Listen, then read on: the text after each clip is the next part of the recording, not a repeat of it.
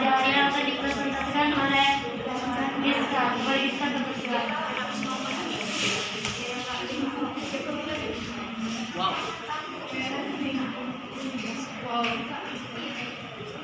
Baiklah, nah ini pengertian apa itu pengertian terapi komplementer. Terapi komplementer adalah cara penanggulangan penyakit yang dilakukan sebagai pendukung kepada pengobatan medis konvensional atau sebagai pengobatan pilihan lain di luar pengobatan medis yang konvensional. Kemudian ada pun jenis terapi komplementer. Yang pertama, nutrisi atau nutritional terapi. Yang kedua, terapi herbal atau herbal terapi. Yang ketiga, terapi fisiko atau somatik mind body terapi. Kemudian yang keempat, terapi spiritual berbasis doa atau spiritual terapi based on prayer. Kemudian tujuan terapi komplementer ini sendiri yaitu bertujuan untuk memperbaiki fungsi dari sistem-sistem tubuh, terutama sistem kekebalan dan pertahanan tubuh agar tubuh dapat menyembuhkan dirinya sendiri yang sedang sakit. Kemudian obat-obat terapi komplementer yang pertama bersifat natural, yaitu mengambil bahan dari alam. Yang kedua, pendekatan lain seperti menggunakan energi tertentu yang mampu mempercepat proses penyembuhan. Kemudian metode-metode terapi komplementer, sistem medis alternatif, yaitu ada beberapa. Yang pertama, akupuntur. Akupuntur suatu metode tradisional Cina yang menghasilkan analgesia atau perubahan fungsi sistem tubuh dengan cara memasukkan jarum tipis sepanjang rangkaian garis atau jalur yang disebut meridian. Kemudian yang kedua, Ayurveda sistem, pengobatan tradisional Hindu yang mengkombinasikan obat herbal. Kemudian yang ketiga, pengobatan homeopatik sistem, pengobatan medis yang didasari pada teori bahwa penyakit tertentu dapat diobati dengan memberikan dosis kecil substansi yang ada pada individu sehat akan menghasilkan gejala seluruh penyakit. Kemudian yang keempat, pengobatan naturopatik sistem. Pengobatan ini didasari pada makanan alami, cahaya, kehangatan, pijatan air segar, olahraga teratur, dan menghindari pengobatan mengenali kemampuan menyembuhkan tubuh alami. Kemudian yang kelima, pengobatan tradisional Cina. Kumpulan teknik dan metode sistematik termasuk akupuntur, pengobatan herbal, pijatan, akupresur, oksibustian, menggunakan panas dari herbal yang dibakar, qigong. Kemudian terapi biologis. Yang pertama, zona program diet yang memerlukan makanan berprotein. Yang kedua, diet mikrobiotik, diutamakan diet vegetarian. Kemudian yang ketiga, pengobatan ortomolekuler meningkatkan nutrisi seperti vitamin C. Kemudian manipulasi dan metode didasari tubuh didasari pada manipulasi dari atau pergerakan dari satu atau lebih bagian tubuh. Yang pertama, akupresur teknik terapeutik. Yang kedua, pengobatan propratif sistem. Kemudian tiga metode, Feldenkrais. Kemudian yang keempat, Tai Chi. Kemudian yang kelima, terapi pijat, manipulasi. Kemudian 6 sentuhan dengan sentuhan.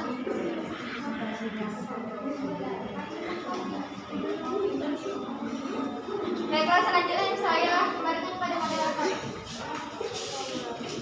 Baiklah, di sini saya kembali ke presentasi dari Islam. Selanjutnya kita ada intervensi tubuh pikiran. Menggunakan berbagai teknik yang dibuat untuk meningkatkan kapasitas pikiran guna mempengaruhi fungsi dan gejala tubuh. Yang pertama yaitu dari dan sasarana. Memperdalam dan memperkuat terapi karena merupakan ekspresi langsung dari pikiran dan tubuh. Yang kedua yaitu ada terapi pernapasan menggunakan segala jenis pola pernapasan untuk merelaksasikan, memperkuat atau membuka jalur emosional. Yang ketiga yaitu imajinasi. Terbimbing teknik terapeutik untuk mengobati kondisi patologis dengan berkonsentrasi pada imajinasi atau serangkaian gambar. Selanjutnya ada meditasi praktik yang ditujukan pada diri untuk merelaksasi tubuh dan menenangkan pikiran menggunakan ritme pernapasan yang berfokus. Selanjutnya ada terapi musik menggunakan musik untuk menunjukkan kebutuhan fisik, psikologis, kognitif, dan sosial individu yang menderita cacat dan klinik. Yang keenam yaitu usaha pemulihan atau doa. Yang ketujuh adalah psikoterapi pengobatan. Yang sembilan ada yoga. Selanjutnya kita ada terapi energi. Ada beberapa terapi energi, terapi Reiki, yaitu terapi yang berasal dari praktik Buddha kuno, di mana praktisi menempatkan tangannya pada atau di atas bagian tubuh dan memindahkan keharmonisan dan keseimbangan untuk mengobati gangguan kesehatan. Yang kedua yaitu sentuhan terapeutik. Pengobatan melibatkan pedoman keseimbangan energi atau praktisi dalam suatu cara yang disengaja tidak semua pasien.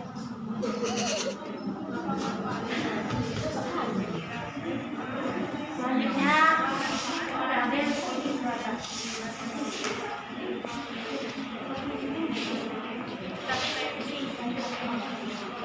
Baiklah, saya akan presentasi.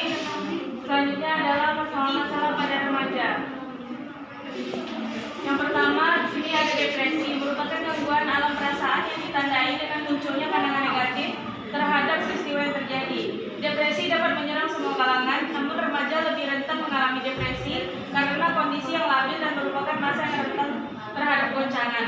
Remaja dengan orang tua otoriter akan mendapat dukungan yang sedikit sehingga lebih rentan mengalami depresi. Masalah-masalah umum selanjutnya yaitu cinta. Hubungan yang dijalani oleh dua orang yang saling mencintai tidak selalu berjalan mulus tanpa hambatan. Berbagai masalah sering silih berganti dan dapat menghancurkan atau memutuskan cinta yang telah lama dijalin. Kejadian putusnya hubungan cinta atau yang biasa disebut dengan putus cinta bisa terjadi pada siapapun dengan alasan yang berbeda-beda. Tetapi reaksi dari putus cinta pada umumnya sama, yaitu individu akan merasakan kesedihan, kekecewaan, kemarahan, penyesalan, dan putus asa. Meskipun ada sebagiannya di antaranya yang merasakan bahagia karena putusnya cinta. Yang ketiga, masalah-masalah umum remaja yaitu bullying. Bullying merupakan perilaku yang tidak diharapkan terjadi terutama di lingkungan sekolah. Bullying dapat diartikan sebagai perilaku agresif yang terjadi di kalangan anak, terutama usia sekolah, dan melibatkan ketidakseimbangan kekuatan yang baik. Selanjutnya dapat diatasi dengan beberapa terapi komplementer masalah-masalah umum tadi, yaitu yang pertama dengan metode intervensi tubuh dan pikiran, menggunakan berbagai teknik yang dibuat untuk meningkatkan kapasitas pikiran untuk mempengaruhi tubuh. Yang pertama adalah dengan menggunakan terapi seni. Menggunakan seni untuk mendamaikan konflik emosional, meningkatkan kewaspadaan diri, dan mengungkapkan masalah yang tidak dikatakan dan didasari pelayan penyakit mereka. Yang kedua, terapi umpan balik biologis, yaitu suatu proses yang memberikan individu dengan informasi visual dan suara tentang fungsi fisiologis anatomik tubuh. Yang ketiga, dapat memberikan terapi pernapasan, yaitu segala jenis pola pernapasan untuk merelaksasi, memperkuat atau memperkuat jalur emosional.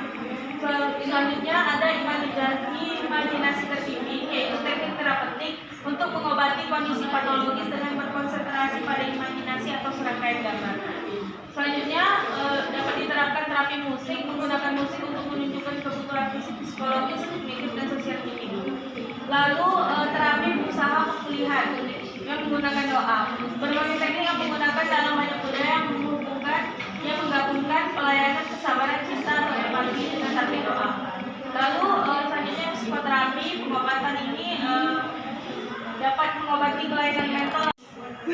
Masalah-masalah khusus remaja yang pertama ada jadi menstruasi, yaitu dapat diatasi dengan kompres air hangat. Salah satu cara yang bisa dilakukan untuk mengatasi dyspnea yaitu dengan melakukan kompres air hangat yang dilakukan untuk memenuhi kebutuhan rasa nyaman, mengurangi atau membebaskan nyeri, mengurangi atau mencegah spasme otot, dan memberikan rasa hangat pada daerah abdomen atau perut. Yang kedua, penyakit terdapat pengaruh yang signifikan antara pemberian minuman kunyit asam terhadap penurunan tingkat menstruasi pada remaja.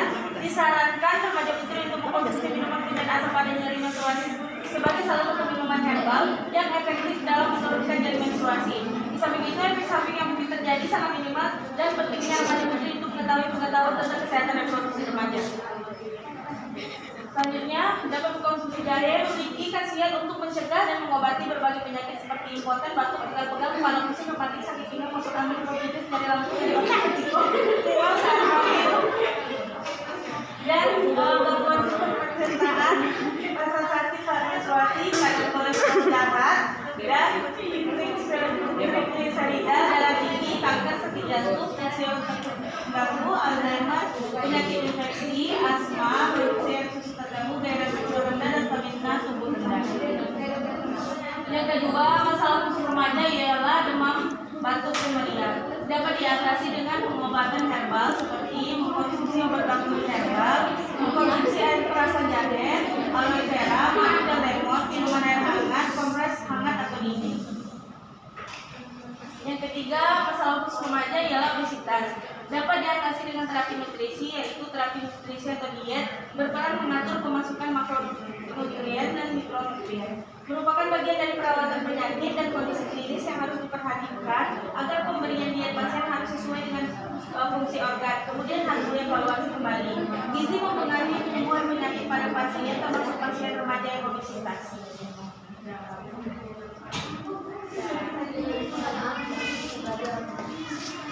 Terima kasih kepada Amir yang sudah presentasi kami. Apakah dari teman-teman ada yang bertanya? Ada nextnya yang silakan.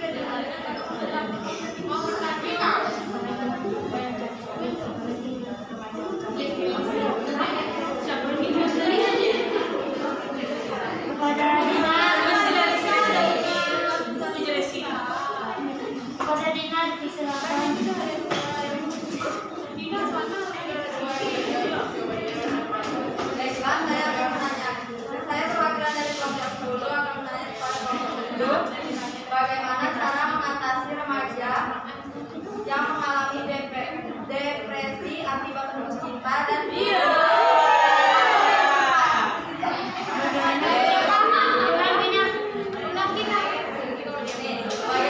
cara mengatasi remaja yang mengalami depresi akibat putus cinta dan terapi komplementer apa yang tepat?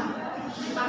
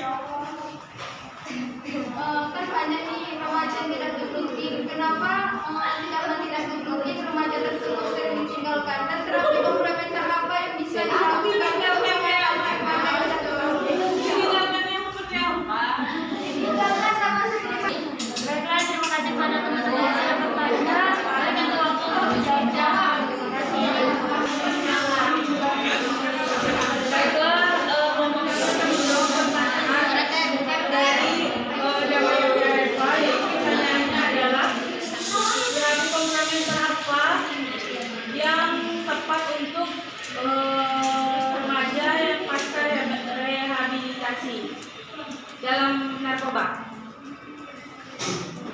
Rehabilitasi dalam narkoba. Baik. Remaja yang pasca rehabilitasi biasanya perlu pemantauan, bimbingan, dan juga pendampingan dari orang tua, masyarakat sekitar, dan lingkungannya agar dia tidak terjerumus kembali ke dalam jeratan narkoba. Di dalam rumah rehabilitasi itu, ia telah dibekali terapi-terapi seperti terapi obat-obatan.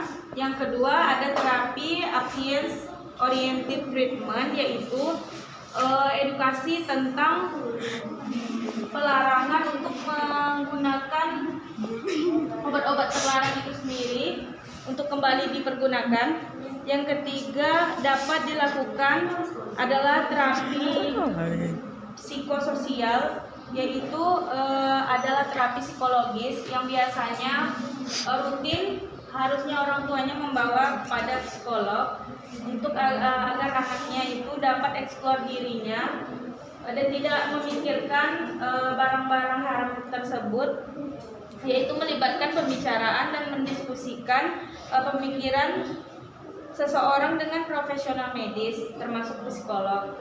Dan selain itu dapat digunakan terapi seni, yaitu menggunakan seni untuk menambahkan konflik emosional. Jadi lebih mengeksplor hal-hal positif yang ada di dalam diri remaja tersebut agar dapat menyibukkan dirinya untuk hal-hal yang positif, termasuk terapi seni dapat dimasukkan anak-anaknya ke sanggar seni, musik, ke sanggar tari, ke sanggar teater, dan lain sebagainya. Lalu dapat dimasukkan juga ke dalam organisasi-organisasi yang mendidik seperti remaja masjid dan lain-lain. Lalu terapi yang dapat dilakukan oleh orang tua di rumah yaitu terapi pernapasan. Nah, menggunakan segala jenis pola pernapasan untuk merelaksasi, memperkuat atau membuka jalur emosional. Biasanya anak-anak yang pecandu, ia akan merasa tidak tenang ketika kecanduannya mulai datang. Nah, terapi pernapasan dapat dilakukan untuk merelaksasi anak tersebut atau remaja tersebut agar merelaksasikan emosionalnya itu sendiri.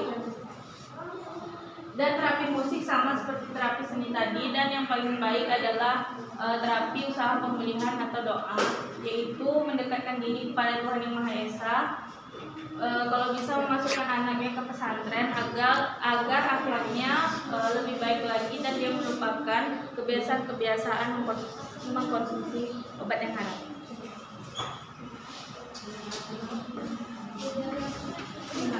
Terima kasih kepada Husna. Apakah Tante Yanti bisa menerima? Baiklah, selanjutnya kita akan menjawab pertanyaan dari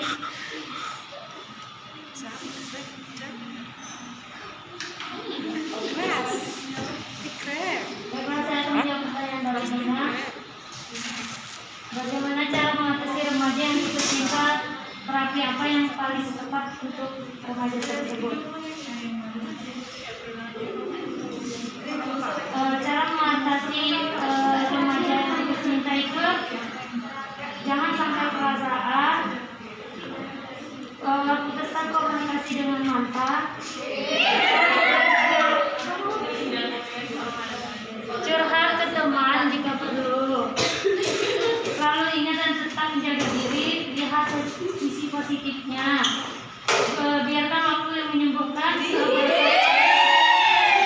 Mengatasi galau, hindari tingkah laku yang tidak sehat. Jangan takut untuk memulai hubungan yang baru. Nah, terapi yang digunakan ini remaja tua. Seperti terapi seni. Nah, terapi seni ini untuk mendamaikan konflik emosional, meningkatkan kewaspadaan diri, dan mengungkapkan masalah yang tidak dikatakan didasari klien tersebut. Yang kedua yaitu ada terapi musik. Nah, terapi musik ini untuk menunjukkan kebutuhan fisik, psikologis, kognitif, dan sosial individu. Selanjutnya yang paling tepat adalah doa. Doa. Don't forget to pray. Terima kasih. Baiklah, di sini bisa menjawab pertanyaan dari Nancy kepada Rizka untuk silakan. Gila sih. Baiklah, saya akan mencoba menjawab pertanyaan dari Nancy. Pertanyaannya yaitu, terapi komplementer apa yang cocok untuk remaja yang rehabilitas? Komplementer apa yang cocok untuk remaja penyandang game? Nah, sebelum kita menetapkan terapi komplementer apa yang cocok untuk remaja kecanduan game ini, hendaknya kita mengetahui terlebih dahulu remaja ini main game karena kesepian atau bosan mau ngapa-ngapain atau lagi terus cinta. Nah, remaja ini bisa melakukan psikoterapi, Cinta terus. yaitu di mana terapi ini mengobati kelainan mental dan emosional dengan teknik psikologi. Kemudian yang kedua, terapi musik, di mana menggunakan musik untuk menunjukkan kebutuhan fisiknya, psikologis, kognitif, dan sosial individunya. Kemudian yang terakhir, doa, yaitu berbagai teknik yang digunakan dalam banyak budaya ini, yaitu untuk kesabaran, kemudian cinta atau empati dengan target doa.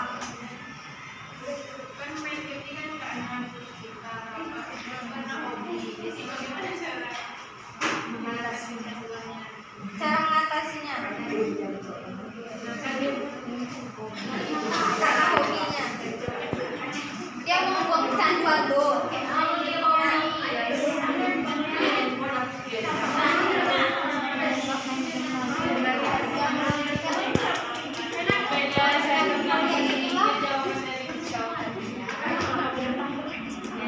Bagaimana dia seorang remaja kecanduan game untuk menghilangkan caranya itu? Yang pertama yang sangat berperan adalah orang tuanya. Orang tuanya harus bisa melatih psikomotorik seorang remaja tersebut. Ajak dia untuk keluar rumah, jalan-jalan, mungkin melakukan kegiatan bersama-sama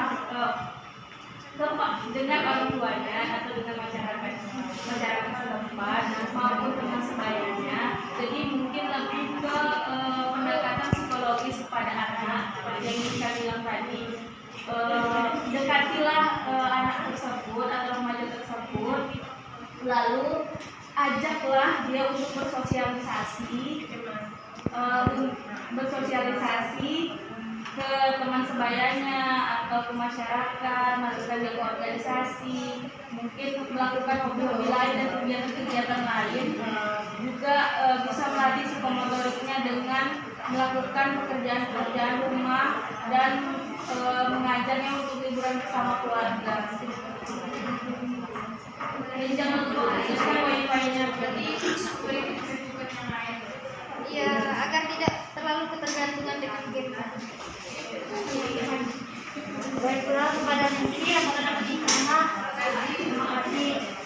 Baiklah, selanjutnya Adira akan menjawab pertanyaan dari apa pertanyaan yang tadi Anis? Baiklah, sekian presentasi dari kami. Lebih dan kurang kami mohon maaf. Wassalamualaikum warahmatullahi wabarakatuh. Gading jawab.